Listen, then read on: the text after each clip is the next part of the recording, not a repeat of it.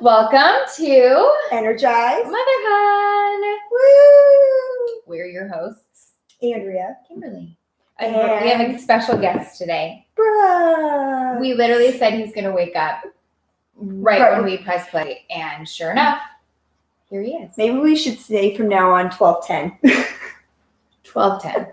We will not be on at 12. We literally sat down at 12 and then we heard so we had to get up and go get him. She had to get up and go at him. I sat here. Waiting. So, we just want to say thank you for such a great response from you great humans. We feel like there's a need, which is a big part of why we wanted to do this. Mm-hmm. And also that we just, it gave us that much more excitement about what's to come. So we did a little bit of research. We learned that we can actually start a podcast. Yes, we can do that. So we will, we're working on that. And actually we got great advice that we should have some actual episodes, a whole bunch of them. So then that way when you launch, you have just a whole bunch so people can, listen to a whole bunch. So thanks for listening to us. Yeah. Last week. Yeah. And again, send suggestions of what you want to hear about and all. Because we're reading your comments after we go live. We're checking and seeing what you guys say and we're writing them down. We have a little notebook. So please write them, send them our way. Send them our way. Yeah. So today, we thought we brought tissues. Yeah, right. Because the crier. No, why? Because you're gonna cry? I don't know what you're gonna say. So you know me, right? I don't. I don't know. We'll find out. Very sentimental. Okay.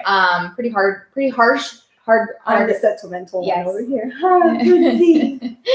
I just don't sleep and don't have time for crying. There's enough crying in my house that I don't need to do any crying. So anyway, we thought we would tell you how we met, post our children, post friendship, so you can kind of get to know us a little bit. And funny thing is we've never actually really relived how we met each other. Ever shared it with each other. No. So we actually worked, she didn't work at, I did. At that time. I was already there part-time. Are you sure? Yeah. See, not in the Point Loma though. I was always up north. Really? Yeah. Oh. Mm-hmm. Are you sure? I'm positive. Did Chris start at the same time as you did? I just started 6 months later, but I didn't know you yet. See, she didn't know me. She wasn't on staff yet. She was just Chris's wife. That's who I knew her. And she was coming into the office where we were. You were coming into Point Loma. And I remember seeing her standing at a cubicle. And I remember her because she had really big hair. And I'm always the biggest hair. And she had, not only did she have really big hair, but she... was it short? It was short and it was funky. It had some twists and some braids. And I was like, whoa, this girl knows how to do hair. I don't remember. And I remember thinking wow, that's really cool hair. We should probably be friends. That was literally it. That was the end of I know you thought it was going to be cooler than that. No. But that was all I got. I didn't even see her. Yeah. That day. Apparently my big hair didn't give her any good feelings like mine did. I was in and out of that place. Yes, that she didn't stick around. But that was my very first time I ever saw you. Saw me. Okay. I don't remember meeting you. Yeah, I don't remember meeting you either. I remember you taking Avery for me. I think our first big interaction is when you came to North County and you knew Kim. And I was there part-time. Okay. And I remember you sitting at Kim's desk nursing Avery. Always nursing babies. That's my first, I walked in and you were like, nursing. And I'm like, oh, sorry. And that's how I got to know you. I knew your name. We knew each other's name, just didn't know each other. And it still took us a little while. Yeah. But I remember you taking Avery for me. You went to do something. And you lived in that cool little place down off of the highway. Yeah. Yeah. You had a cat and a dog. And I remember I didn't know if Avery needed, if she was gonna be okay with that. I remember thinking that. But I should be fine. But basically, was I pregnant? Could have been. Or did I have Tenley already? Because they're 3 months apart. You would have had Tenley. Yeah, because Tenley's a new baby. Crazy. I don't remember any of that. Me neither. I don't really remember much. I'll tell you mine for Ken. Okay. I was talking to my husband last night, and he was like, I even remember that outfit. Oh, wow. I remember the outfit. Yeah. So I knew her name, and in my eyes, she was like the cool group that at church. I was so new. I was just moved here from Arizona, so I knew 2 people, and so I was already at North County working, and so I made that my people. And so when I came down to Point Loma ever, or popped in to say hi to my husband, just was like that casual hi, like never made an effort. But I remember I was walking to go to Starbucks first, and she was coming in the parking lot, and she had this really, if you've seen Gossip Girl, you'll know what I'm talking about. She looked like Serena that day, or no, Blair. She looked like Blair. You had this skirt that kind of like went out, and then you had a buttoned up shirt tucked in, and it was long, and your hair was big, and you had heels, and you had a cute black backpack on. And I literally went up to you, and I think I caught you off guard because I think you were trying to remember who I was. Right. And I was like, Kim, you look like Gossip Girl today. And you were like, that's what I'm going for. And you kept going. And I was like, okay, bye. Yeah. Intro extrovert here. Yeah. Here I'm trying to make friends, and you're like, bye. I'm not so not. You know why? Because even though it might seem like I'm an extrovert, I'm actually kind of an introvert. I'm awkward in person, I feel like, or maybe that's just become my 4th child, and now that I stay inside most days, I'm basically like a hermit. Yeah. But that was like my first trying to like get you to talk to me interaction, and then I just like, I'm gonna stay with my North County people, and went back to my little nugget up there. But yeah, well, that's our first viewing of each other. And then we, I don't remember really what spawned our friendship. Well, I think we do. I think we kind of remember last night because so Andrea's youngest, Tenley, got sick and was in the hospital for a long time. And I remember asking my husband, we need to bring the Hiltons food. And he was like, who are the Hiltons? And I was like, I don't know them all that well, but I know we need to bring them food. And they're in the hospital for not sure how long. So, let's do that. And so he brought them Chick-fil-A. Yep. And that kind of began. We met James briefly. Yeah, it was kind of it was a Chris went and met him. Chris met him. We weren't letting anybody up. So I remember Chris went down. Yeah. And that was kind of the beginning of our friendship. Yeah. Yeah. Because then we just started.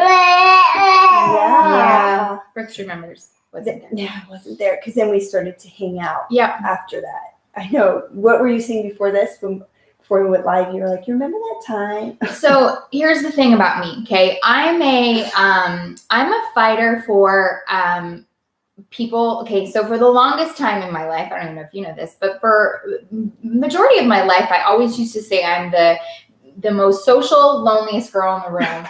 And it was because I moved a lot. I moved when I growing up, I moved almost every year. And so people never really knew me, like I wanted someone to know my favorite perfume or my favorite color or my favorite food, or I wanted people to like really know me. And I never got that because we just always moved. And then we would sometimes move away and move back to the same place, but then you know how that goes. Yeah. It's almost like worse because it's like you go away and then you come back, and you're hoping like it's the same, but in high school it never is.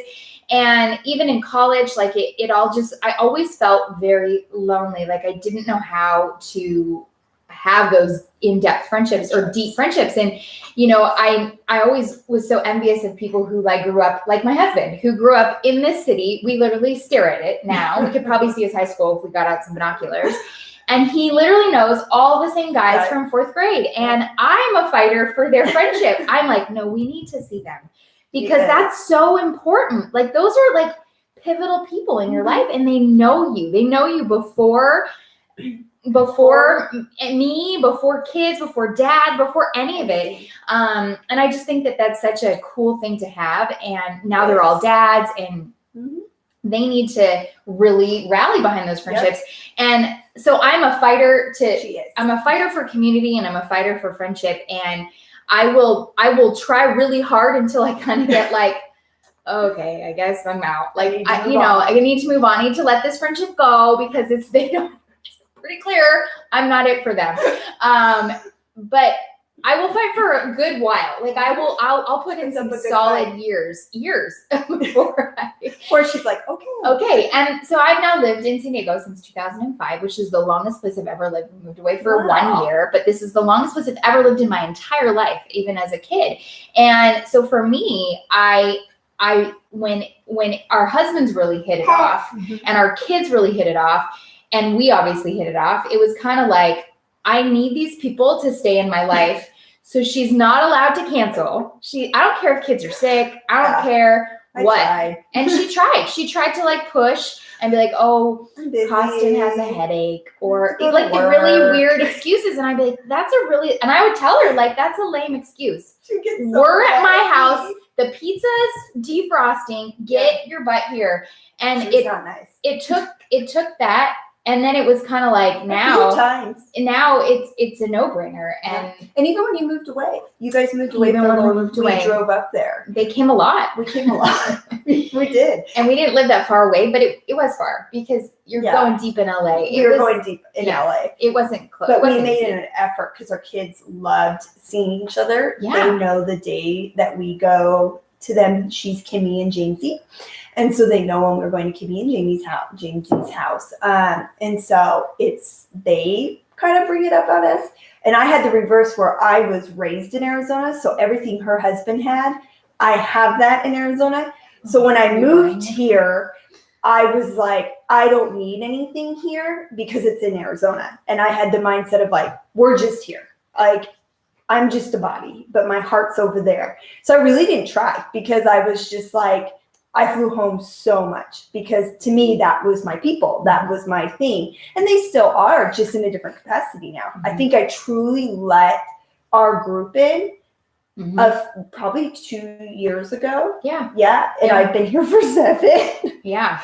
Her, probably the longest. I've let her in just because she fought for it. Like, she was like, no, like, and my husband loves her husband. So he was like, we're going. And he loves Kim. And so that helped too. When your spouse also enjoys the family, you fight for that time even harder. And we pushed for family vacations together. We've gone snowboarding together. Yeah, we try to, and then of course it helps that we have Arizona in common. So like that we're kind of like a little bit of Arizona for her, and I'm a little bit of Canadian for her husband because he would love to live there, and she would love to live in Arizona. And we're like, sorry, you have to live in San Diego. So we'll be your San Diego and Canadian. You're all probably like, why would you want to go back to Arizona? Right.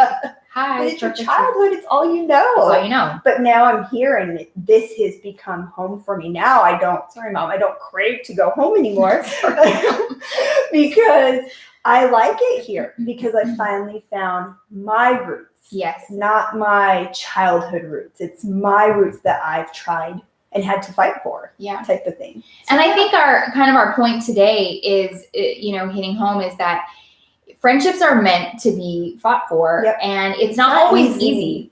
I think that's the hardest part. And maybe you're in the stage of like you're newly married, because I remember being newly married and having so much fun with so many different friends, and then we had kids, and it was like it changed everything, and like a whole entire.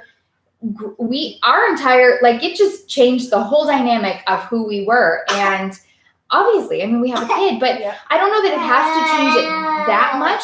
But I think if you find the right people, it becomes very natural. And, now we roll deep, and I think I'm even more like reserved about all these, like, hi, I just don't want to come to someone's house because I'm like, we have 4 humans. Like, do you have a room someone can nap in? And do you have bars that taste like this? And do you only have this fruit and this yogurt and this? And you make it work. But I think, it just takes that comfortability. And I think it's just so important to figure out how and who you want to do life with, because this life can be really lonely and it can be really hard. And it can be, you can feel like the worst mom and the worst wife and the worst friend in any day, in basically any given day. But I think when you have someone to be like, you share it, you put an end to that negative thought, and you rally and you go the other way. And I think it's just really life-giving.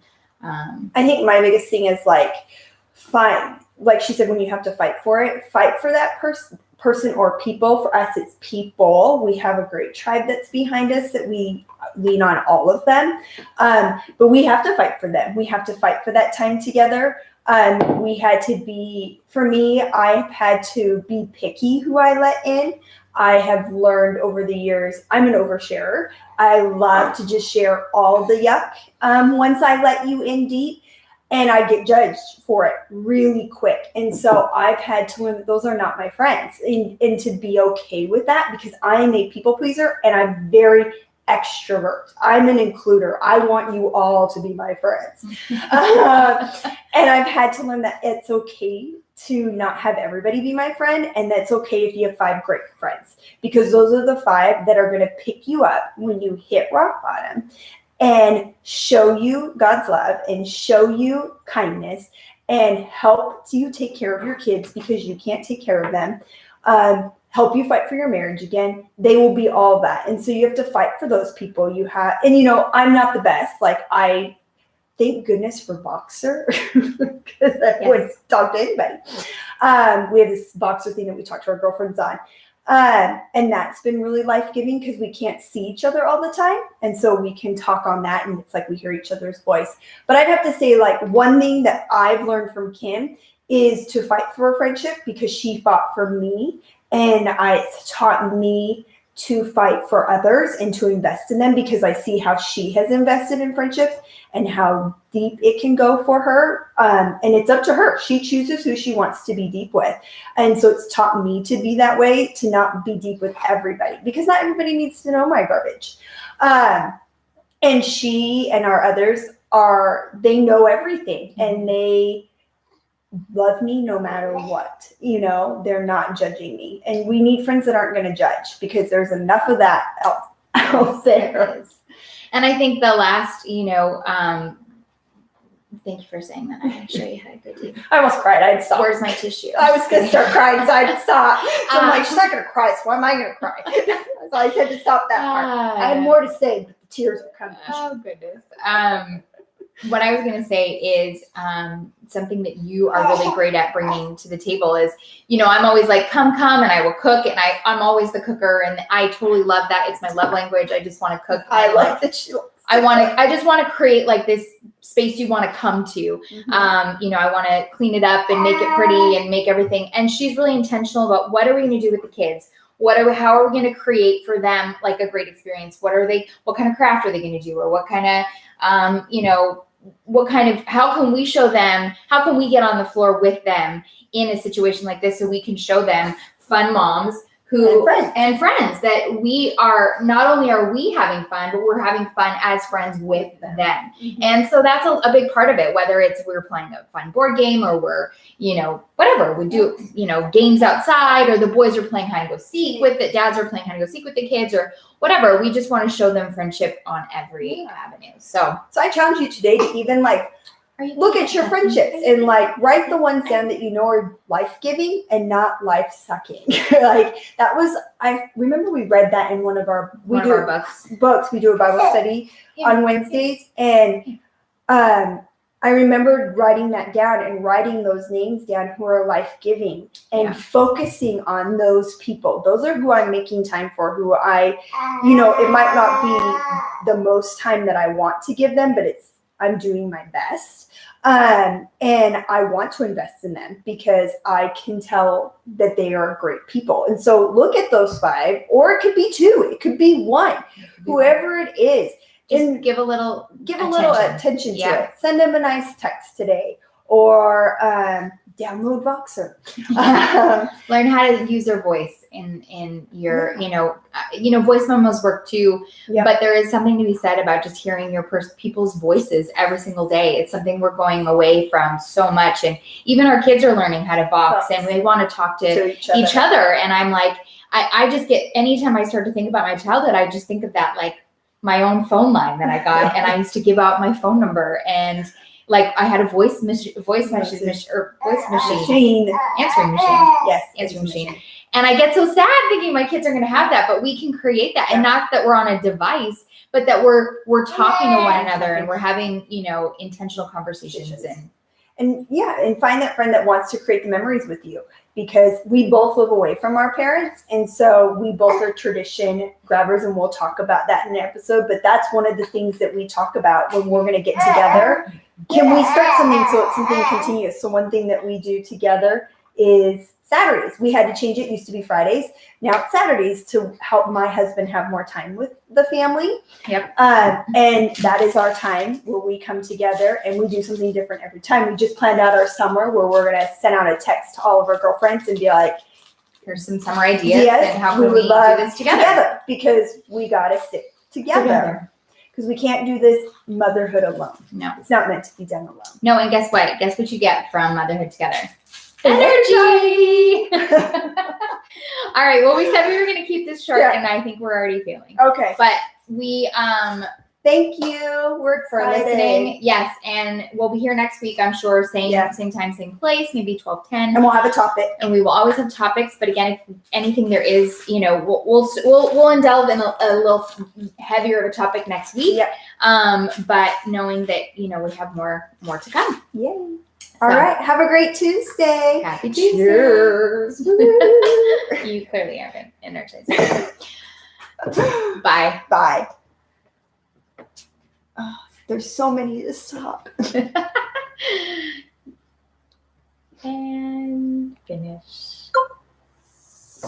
And make sure you hit save on that one. And video.